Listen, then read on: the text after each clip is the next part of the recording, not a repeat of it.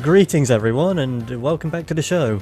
Today I will be finishing off my listing of what teams each of the remaining professors throughout the main series of the Pokemon games would use for their teams. If you're watching this without seeing the previous part, I would recommend doing so, as I go into detail on how I went about making these teams. You can find that video either at the top of your screen or by clicking the link down below. However, if you're not interested, I'll be giving a brief refresher anyway for all those returning viewers. So find a seat and get comfy, and let's get this rundown up and going. Rule number 1. Pokemon used in the Professor's team must be catchable in their region. 2. Those Pokemon must be related to that Professor's field of study. For example, Professor Elm using Pokemon that are used as the result of breeding, for example, a Lekid. Number 3. Adding on from the previous rule, as these battles are planned to be late game encounters, Professors can use later stage Pokemon, even if the prior forms are more applicable to their field of study. For example, using an Electivire over the Lekid. All teams will also consist of 6 Pokemon. Number 4. Pokemon that are seen in-game to be used by the Professor's side can also be added to the party. And finally, for number 5, the Professors cannot use legendary or mythical Pokemon. Understood? Good. Then let's head over to the Sinnoh region with Professor Rowan. Right out of the gate, we see that unlike most other professors, he takes his study across 2 different subjects, these being evolution as well as form changes. The wikis note that his main focus revolves around Pokemon evolution, so his team will mainly be composed of Pokemon with different methods of evolution, while sprinkling some Pokemon in that follow the changing forms criteria. Getting things going, we have Wormadam and Gallade. These 2 are picked as both can only reach these stages under 2 circumstances. For Wormadam and its pre-evolution Burmy, it must be female, otherwise it will evolve into a Muffin. Alongside this, Wormadam can have 3 different forms depending on the environment where the evolution took place. I think this makes for a perfect lead, as Wormadam relates to both of Rowan's field of studies, having different forms once evolving. I'm choosing the Trash Coat variant as I feel that Rowan spends most of his time in his lab. Gallade is here for similar reasons. This Pokemon takes this spot as it's the stone evolution of the group, but also arriving here as the newly added evolution for the Routes family in Generation 4. Similar to Wormadam, this Pokemon can only reach this stage under a certain sex, but unlike Wormadam, Curlia needs to be male instead of female. Next, for spots 2, 3 and 5, Rowan will be using a Leafeon, Mantine and Snorlax. Leafeon is one of the few Pokemon that in Generation 4 can only evolve when in certain locations. For this case, that would be the Moss Rock within Eterna Forest. Mantine evolves under very unique circumstances for Gen 4, as at the time it was the only Pokemon that could evolve only when another Pokemon is in the player's party, as Mantike needed a Remoraid in order to evolve. As for Snorlax, it is one of many Pokemon that evolve via friendship levels with the player. As for why Snorlax was picked over other Pokemon, one reason was for type diversity, while second being that Munchlax was one of the few Pokemon that is as a pre-evolution in Generation 4. So I thought it would make for a pretty decent choice, just like Mantike. Finally, we've reached Professor Rowan's ace. Taking the final spot, I have the only member of his team that doesn't actually evolve, but rather would become very popular in the franchise for its ability to change forms. Rotom. Now, first off, while in Generation 4 the player can only receive one of these Pokemon, I cannot find anything stating that this Pokemon is either a mythical or legendary. and with how much we see this Pokemon nowadays, I believe it's fine to take the spot on Rowan's team. Being Gen 4, it stays as an electric ghost type regardless of which form it takes. I chose the fridge appliance form due to a line from Rowan's wiki page. He apparently has a sweet tooth, as the refrigerator in his laboratory is full of nothing but sweets and candy. So I thought, being a rather serious professor, that maybe having a Rotom continuously playing pranks on him and keeping him out of the fridge would be a nice character relationship between the two. Or maybe the Rotom just cares about his health. So there we have it, his team for Generation 4. I don't feel that any changes would be necessary for the remakes. The only difference would be Rotom becoming an electric and ice type, which is also why I chose Leafeon over Glaceon, as to not have any overlapping types. Now, I can't underestimate how many other choices could have been made to his team. While I won't be going over all of them, here are a quick honourable mentions. Lucario, Lop Bunny, or any other Pokemon that evolves via friendship to replace Snorlax, Vesperqueen, replacing Wormadam, any Pokemon that needs items or to be traded in order to evolve, such as Golem or Gliscor, as well as Pokemon with other types of form changes, for instance Cherim or Castform.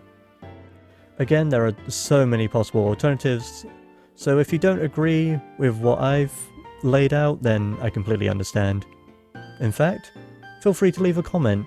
I'd be interested in seeing what other people would think that could go on his team instead, and let me know why.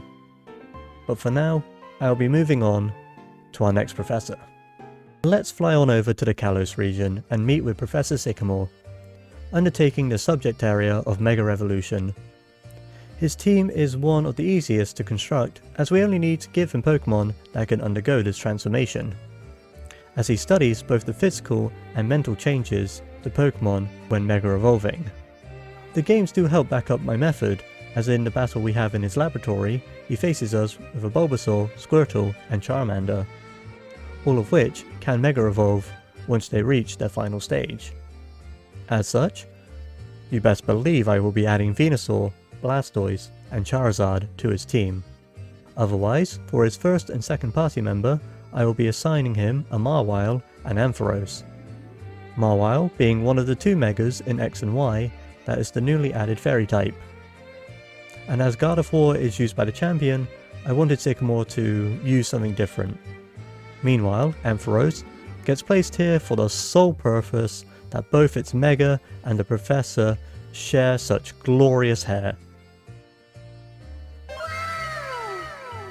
As for his ace, I'll be choosing Kangaskhan, which will also be acting as his Mega while in battle.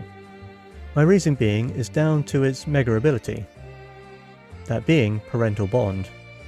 Now, while the Professor isn't related to the protagonist, as far as we know of, I feel that the Professors still play a part in setting up our trainers to face the wide open world, just like how parents do for their own children. Really though, this team can make a few changes. Mawile could again be swapped out for any other Mega Pokemon. I just wanted the new type to be included. As for Kangaskhan and Ampharos, they could be swapped if you wanted the long locks of dragon hair to appear in your battle with the Professor. Wait, everyone. We need to head back to Sinnoh. But, instead of meeting with Professor Rowan, we need to head back in time and see what Professor Laventon could bring into battle. So, for the Hisui region, the Professor takes part in the study of ecology around Pokemon. Forewarning, I will be really simplifying what ecology entails, otherwise this video would never end. So the easiest way to go about building this team will be by defining my method as followed. Ecology is the study of organisms and how they interact with the environment around them. An ecologist studies the relationship between living things and their habitats.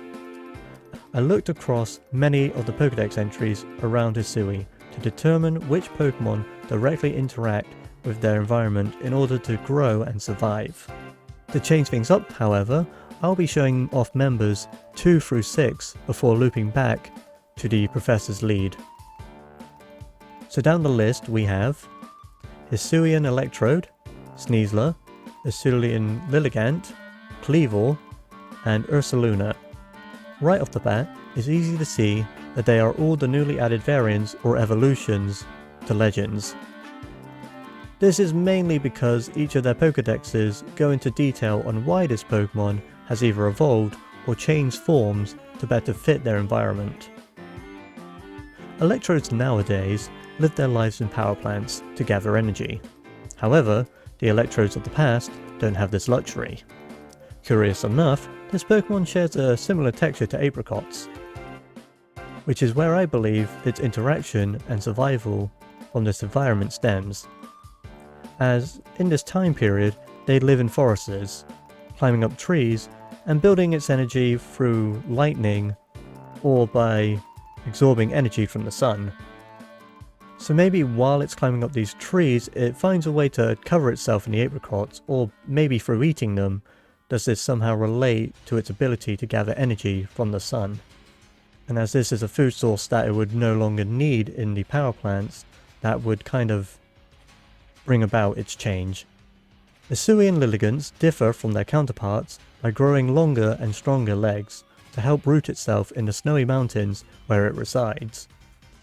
Sneaslers, likewise, also reside in the cold, hostile mountains. However, its developments seem to be caused by its pursuit to live in solitude, picking a place where most people and Pokemon wouldn't want to venture, gaining sharper claws and a toxic venom in order to not only help climb up the stony surfaces of the mountains, but also deter any Pokemon from getting too close to its territory. Ursaluna evolves to better live in the swamps of the Hisui region, gaining much tougher muscles to help it get through the bog, let's say. Finally, as for Cleavor, it only evolves when a certain material enters its environment. That item in question is the black Aurigite. The reason as to why I'm picking Cleavor over Sizzle is the metal coat cannot be found in a natural environment, only being acquired by people living in Jubilife City, while the item needed to evolve into Cleavor can be found on wild Pokemon such as Graveler, meaning that Cyphers could evolve out in the wild when coming into contact with this material. So, there we have the first 5 members of Laventon's team. Now what could possibly lead this team into battle? Well, forget Arceus, as the only Pokemon that could carry this team is the evolved form of the true Pokemon God, Bibarel. As this Pokemon uses trees to build dams to live in as shelters, they also have developed their fur so that they can repel water and keep themselves warm in colder times. Reaching over to Hoenn, we meet with Professor Birch as he studies his subject of Pokemon habitats. For our first resource I'll be using to build this team, I'll be looking into the Pokédexes of Generation 3, but not the ones found in the Hoenn games. In Fire Red and Leaf Green, the Pokédexes list what habitats certain Pokemon fall under. These habitats are found under 9 different niches, those being grasslands, forests, water edges, the sea, caves, mountains, rough terrain, urban, and finally, rare. Professor Birch's team will be taking one Pokemon from each habitat, so that he always has a Pokemon compatible with any environment. We will have to drop 3 habitats as Birch can only carry 6 Pokemon. The rare category isn't obvious to drop, as the only Pokemon that are registered here are either legendaries, mythics, or unknowns, which cannot be captured in the original Hoenn games. The other 2 to drop just come down to personal preference really when you're building these teams. I'll be using Laventon as a sort of stepping stone. Rather than having Pokemon that evolve due to their environments, we will instead be looking at Pokemon that leave a notable impact on their habitats. As all Pokemon could leave an imprint on their homes by, I don't know, firing off hyper beams and calling down lightning, I'll be looking for real-life comparisons that affect our world's habitats, picking the Pokemon that are best based off those animals. The Pokemon to lead Birch into battle is Beautifly, as butterflies are said to be one of the best pollinators in the animal kingdom, helping flowers to spread across fields and forests world round. Next, we have two Pokemon that help their environments by keeping pest levels from skyrocketing too high. And what's more skyrocketing than two flying types, Swellow and Crobat. Our purple bat silently swoops in on its prey in the dead of night. As for Swallows and Talos, they are stated to hunt bug-type Pokemon like Wurmple. Beautifly, you better watch your back. To help cross the large oceans that surround Hoenn, I'll be giving Birch the largest Pokemon that inhabits them, Wailord. As real-life whales are said to help both land and sea, as when they defecate, their dung can float to the surface, where it can be eaten by birds, to then having that nutrients be later deposited back onto the land. Finally, for Generation 3, the final two spots will be taken by two animals which have both positive but some negative impacts on their homes. Non-fans being based off elephants, in their real-life counterparts, elephants can impact their ecosystems by tearing down trees, excavating watering holes for not only them but other animals, but also leave a lot of natural fertilizer for the soil. Lastly, acting as his ace, we have Grumpig. While pigs can be destructive to their habitats, when allowed to move around, they can be rather helpful. They uproot many plants, allowing seeds to disperse and help aerate the soils. They also act as dead-end hosts for many parasites, helping other species that they tend to follow around. Now, one thing you might have noticed is how Professor Birch's team suffers from a grave weakness to electric types, which is why for his Emerald team I made some changes that could be implemented into his original one, but I thought I'd show off both anyway. Half his team remains the same, with Crobat being replaced by Glalie, Beautifly being swapped out for Slacking, and Wailord for Octillery. The lazy marsupial takes its place as real-life sloths host a large array of invertebrate species that are unique to their fur, as well as up to 950 moths, beetles, cockroaches, and even worms can be found on an individual sloth. And without such creatures as the giant sloth, we would not have fruits like avocados, as they were the only mammals capable of eating the food and spreading the plant seeds far and wide. Meanwhile, Octillery takes this spot as octopuses are wonderful recyclers for their environments, as well as being a fantastic predator animal, keeping many other species' populations in check, while not growing in mass on its own, as they tend to live fast and die young. As for Glalie, while they don't have any real-life counterparts, they are said to help control the moisture in their environments, keeping their homes cool for not only them, but other inhabitants. Finally, for Generation 6, Birch once again will be gaining a minor change, having Grumpig stepping down from his ace and Slacking leaving the team for good. As to represent the forest biome, Birch will instead be using a Beedrill, which for this generation will act as his Mega Pokemon. Not only does this give the Professor a Mega that isn't seen to be used by any other notable trainers throughout the franchise, it also gives him a Pokemon which would be a wonderful pollinator, as Beedrill's design is possibly based off either a bee, a wasp, or a hornet. However, no matter which, all of them are extremely important to the environment they reside in. On to our final Professor, residing in Galar, Professor Sonia. Now, like with Birch, I will be using real-world comparisons to determine what her team could be, as her focus of study revolves around the history of the Galar region. Now, while in the game, she tends to relay information around ancient times of the region. I will instead be picking Pokemon that vary across the many different periods of history that could be found from that region. Starting with her lead, she'll be keeping the Yamper that travels by her side in Pokemon Sword and Shield. With my first comparison for Yamper will be focusing around the sport of fox hunting, which started in Norwich of England in 1534. As we see a possible comparison when looking in the Pokédex entries for Weevil, mentioning that they find Boltons to be their natural enemy, possibly alluding to how they are chased by this Pokemon and their trainers. Another comparison I can make for this line is that it could relate to the history of dog breeding and the Kennel Club, an organisation formed in London in 1873, where the founders wanted to ensure fairness and well-being across all dog shows in the country. They also set standards on how to judge and best evaluate whether someone is breeding healthy dogs or not. For these reasons, I believe that the Yamper line can help show how dog-like Pokemon could fit into her studies of Galar's history.